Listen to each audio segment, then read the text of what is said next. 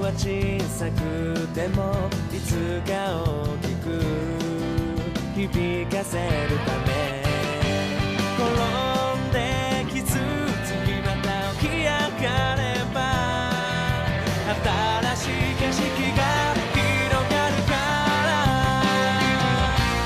スーパーマンになる方法なんて知らないだけどイメージだけはずっと完璧さレディゴー走り続けてレディゴーこのまま行けばきっとたどり着けそうじゃん夢のかけら掴み損ねたってがむしゃらにかき集めて雨の朝も風の夜も越えてゆくのさもっともっと遠くへHey guys, Samurai here, back in with another episode of Pokemon the series, Scarlet and Violet.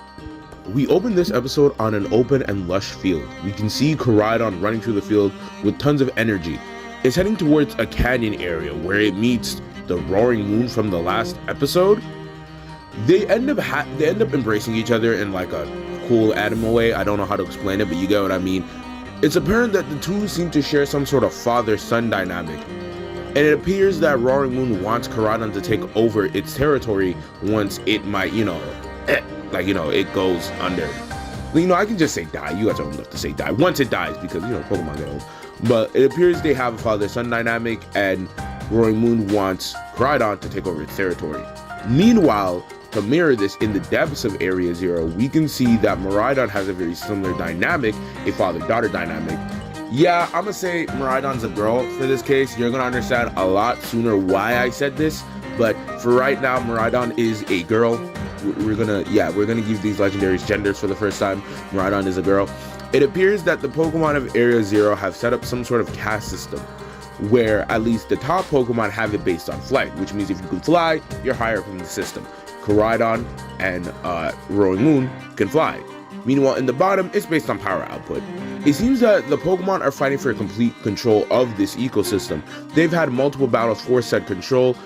One day, Miraidon's at the edge of this territory doing some sort of lookout or patrol job, and she sees a Pokemon similar to her. She's never seen one, so out of pure curiosity, she heads there. Meanwhile, Koraidon, who's also on lookout duty, sees Miraidon approaching, and the two are like relatively young Pokemon, so they haven't seen each other in battles. They don't even know each other existed. So seeing two Pokemon that look exactly like each other, they're like kind of mesmerized by the fact of it. Before the two can really get close to each other and examine each other, it appears that both the past and future Pokemon, the past and future paradoxes, end up like fighting as this, like right as they're about to meet, because they obviously saw this happening before it happened and they thought the two were engaging into another battle for control. This is how the two learned that they were on opposite sides originally. This is when it goes on for a couple of months. They've been meeting in secret and they've grown an affection for each other. You can assume this in any which way, a romantic affection or a platonic one. It's your real choice. I didn't really see it either way, but either way, they grow an affection for each other nonetheless. However, each side's upper crust, like each side's upper echelon, have discovered this, and they discovered that they've grown a connection, and they plan to get rid of them, as they'd rather not have these two be liabilities. This is when we can cut to one of the only few times the two sides of Area Zero has ever teamed up. This being the Roaring Moon that we saw in last episode, along with the Iron Thorns that we saw at the end of last episode, teaming up to take down the Iron Valiant, or the Silver Streak, our Iron Valiant, not the one that Ash fought that was shiny, the one that we've been seeing throughout the story. So they team up to beat up the Silver Streak because he's become a bit of a problem too, as he's been protecting the non-paradox Pokemon of Area Zero to stop them from being overhunted. It's a 2v1 between the Silver Streak and the two Kings of Area Zero.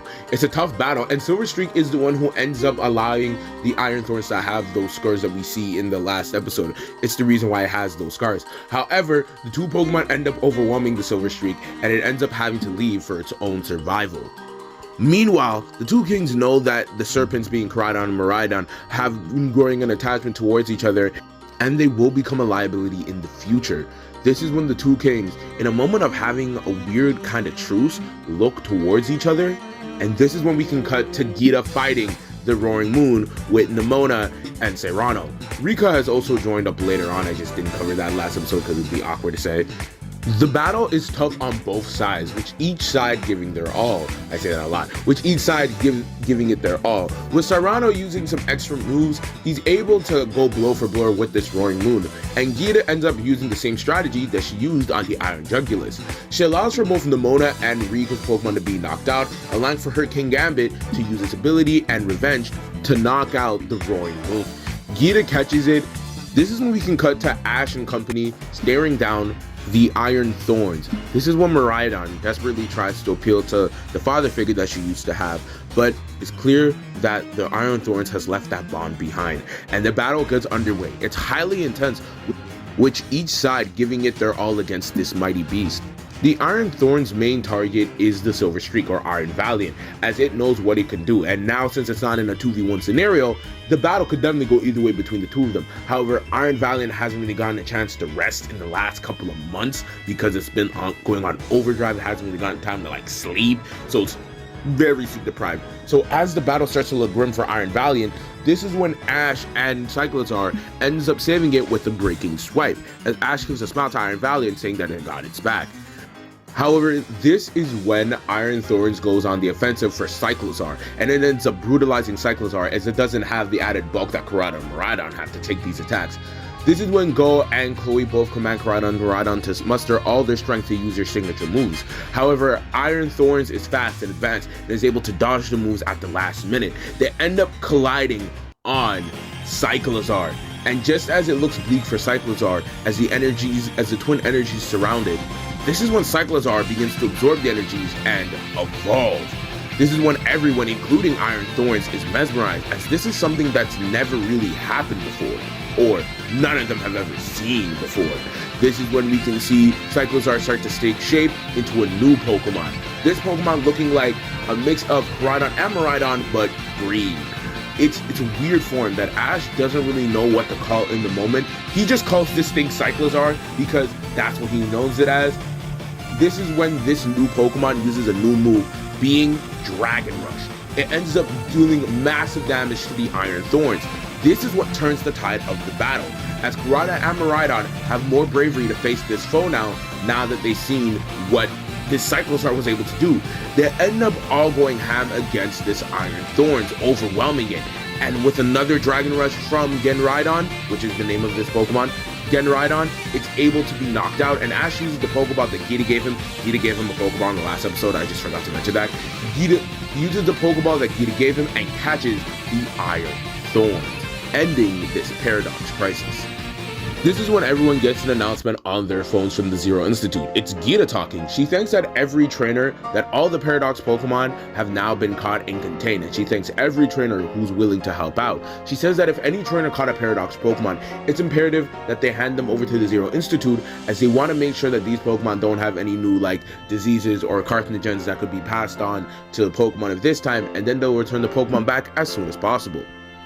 A week passes and all the Paradox Pokemon have been collected, along with a meeting being had with the Academy staff and a couple of students who are directly involved with this crisis. She thanks them all once again for collecting all the Paradox Pokemon, and she says that once they make sure they're safe, they'll return them shortly, which excites Go as he was really interested in the Iron Moth. This is when Ash leaves to train for the day after Gita's meeting, but as he exits the academy with Charcadet saying that they're going to focus their training on him and other fire types, this is when they come face to face with the Silver Streak. It's holding an armor, and Ash, who studied up on Charcadet's family and its line, knows what Iron Valiant is asking for. Ash instantly understands, and Iron Valiant leads them right outside to Coratondo with the armor.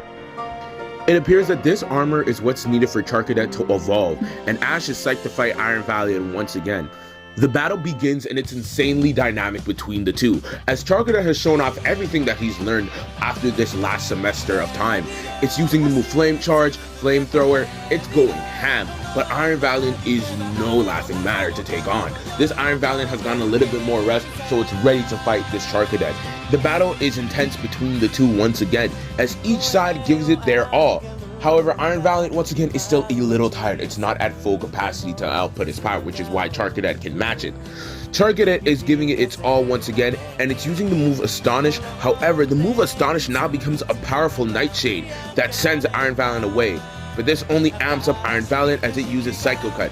Charcadet uses a combo of Nightshade and Flame Charge, showing off a purple flame as they end up in a clash. While they're clashing, Charcadet is starting to lose a little bit of ground, and this is when Ash starts to remind Charcadet of how far he's come. Charcadet used to be the shy, anxiety-ridden Pokemon who had stage fright, who couldn't even handle fighting in a 3v3 with one person watching, and now Charcadet, who didn't even notice that Go and Chloe came to watch, is now able to fight at a super high level, taking on Iron Valiant of all Pokemon. This is when Iron Valiant, still steadfast, gives it his all as well, as they end up clashing a couple more times with this Nightshade Flame Charge combo. This is when Flame Charge being used a couple of times, Ash realized Charcadet's really fast at this point in time. This is when Ash uses Charcadet's move, being Takedown, with Charcadet being so fast and using all its momentum, ends up in another clash with Iron Valiant using Psycho Cut once again. The two moves clash, and Charcadet ends up standing on top. Iron Valiant is a little bit dazed, and however, Charcadet after the battle is a little bit like wobbly. I don't know how to explain it. Charcadet's still Charcadet. It's not like this cool ace Pokemon who's gonna land all cool. Like, no, he's stumbling around a little bit. However, Ash picks up Charcadet and congratulates it on a great battle. It showed great effort, and it ended up winning against Iron Valiant of all Pokemon. This is when Iron Valiant shows off the armor, saying that Charcadet has earned this, opportunity. Charcadet embraces the armor. It's a little heavy on him, it looks a little goofy, but this is when a blue light starts to envelop him. Charcadet morphs and changes into Scarlet. That's right, Ash's new fire type for this region is Scarlet. This is when all of his Paldea Pokemon come out of their Pokeball and congratulate him, jumping on top of him, as Scarlet is still the goofy Charcadet that they remember. This is when Iron Valiant is about to get up to leave. However, Scarlet and Ash stop him. Ash asks if Iron Valiant would want to join his team. Iron Valiant doesn't have to fight any more Bird-off Pokemon because they've all been caught, and he can just kind of chill. What else does that do? Is he just going to return to Area Zero and be alone? This is when Scarlet comes up to Iron Valiant in a look that says, I want to learn more from you, as he has this new body with these new blade hands, and what better swordsman to learn from than Iron Valiant himself. This is when Iron Valiant looks at Ash's team, who are all cheering him on to join the team, and he ends up throwing up his fist to Ash. Ash uses a Pokeball, shakes 3 times, and he catches the Iron Valiant. This is when Go and Chloe, along with Nimona, who just joined up, have to tell Ash something very important, as Ash says that can't this wait, as he has no real time to talk about school stuff. This is when they show him something on their phone. It's been revealed that Ash has been announced as one of the members of the Neo Cardinal 4. Ash is shocked, as he forgot the Cardinal 4 even existed, as he's been announced to be the Southern Storm. I'll reveal the other 3 on a later date. It's not really important for this episode. Meanwhile, while all of this was happening, Quillian and Gita are having a conversation in a hallway in the Zero Institute headquarters. Quillian is curious on why Gita didn't take the serpents, but this is when it's revealed that she has the shiny versions of all the serpents, including Genraidon, the Pokemon that we all thought Ash was the first one to have. Apparently she has a version of this already. She reveals that she has all the serpents' data, and it's not relevant to their goals at this current point in time. But she is impressed with Quillian's growth, and she does reward him with an armor to evolve his Charcadet into Armor Rouge. However, Quillian asks Gita about his parents once again, saying that has the research that they've been developing helped aid their parents. However, Gita says that they still need to remain quarantined as they're still very sick, and Quillian has to continue his work. This is when we can cut to a little bit later, and she calls Ash for a favor, and that is the end of Season 1 of Scarlet and Violet, the series. Yeah, guys, it's been a long road to get to the end of Season 1. Season 2 is going to come out later, obviously, but it's been a long road to get to the end of Season 1. I know I haven't been making it the easiest because I've been taking so many large gaps in time for school and work, and I just thank you guys for sticking with me. But Season 2, hopefully we can get it out either in January, December, somewhere around that time. And I have something else coming up in between season 1 and season 2, so look out for that. With all that being said, what was your favorite part of the episode? I'll be posting like the teams for season 1 so far. Let me know your favorite part of the episode. Let me know your favorite part of the season. Let me know your favorite battle of the season. Anyways, with all that being said, Samurai out.